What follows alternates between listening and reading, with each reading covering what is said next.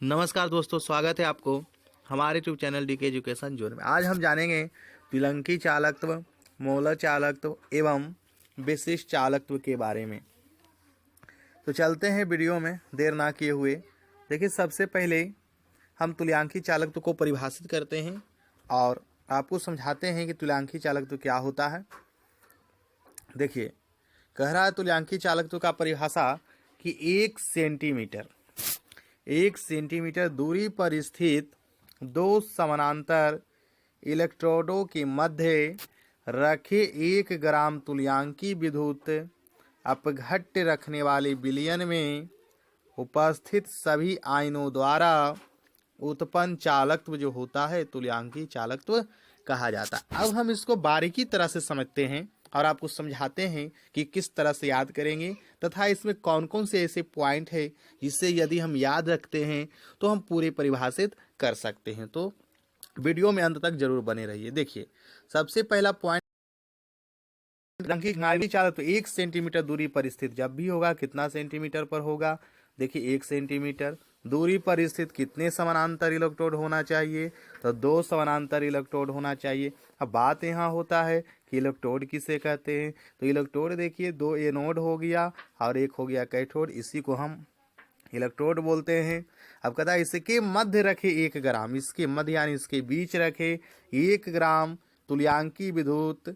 1 ग्राम कितने ग्राम, तो 1 ग्राम तुल्यांकी विद्युत अपघट्य रखने वाले विलयन में उपस्थित सभी आयनों द्वारा उत्पन्न, किसके द्वारा उत्पन्न, तो सभी आयनों द्वारा उत्पन्न तुल्यांकी चालकत्व को ही तुल्यांकी चालकता कहते हैं या तुल्यांकी चालकत्व कहते हैं। अब बात यहाँ पर है कि विद्युत अपघट्य रखने वाले, तो आपको हम पहले ही बताए थे कि वैसे यौगिक जिसका जलीय विलयन विद्युत का क्या होता है, सुचालक होता है, वो विद्युत अपघट्य या वैद्युत अपघट्य कहलाएगा। तो एक बार स्क्रीनशॉट आप ले लीजिए, हम काफ़ी अच्छा तरह से इसको कर देते हैं। देखिए, इस तरह से स्क्रीनशॉट ले लीजिए।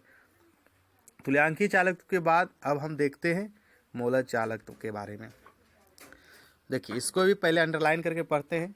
कहता 1 सेंटीमीटर की दूरी पर स्थित 2 समानांतर इलेक्ट्रोड जिनके मध्य किसी विद्युत अपघट्य का 1 मोल घुला हुआ है, तो उस संपूर्ण विलयन की चालकता को ही मोलर चालकता कहते हैं।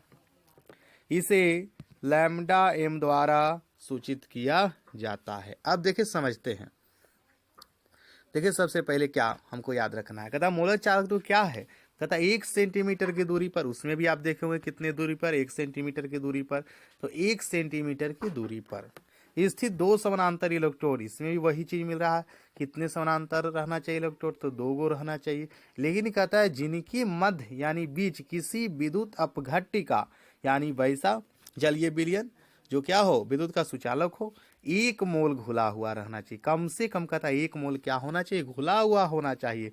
तो उस संपूर्ण विलयन का, पूरे विलयन का ही चालकता जो निकलेगा उसी को बोलेंगे मोलर चालकता या मोलर चालकत्व ही बोलेंगे।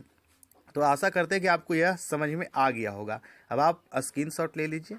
देखिए, एकदम इस तरह से आगे बढ़ते हैं विशिष्ट चालकत्व की ओर। इसको भी पहले पढ़ेंगे बारीकी तरह से, उसके बाद समझाएंगे। कहता है विशिष्ट चालकत्व क्या होता है ना। देखिए, विशिष्ट चालकत्व के बारे में कहता है विशिष्ट प्रतिरोध कर्म को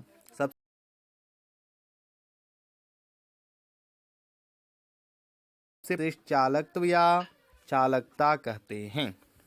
इसे के से व्यक्त करते हैं। के मतलब कप्पा है ना, इसको कप्पा पढ़ा जाता है। अर्थात आप देख रहे होगा के बराबर 1/ρ, यानी 1/ρ उसको बोलते हैं।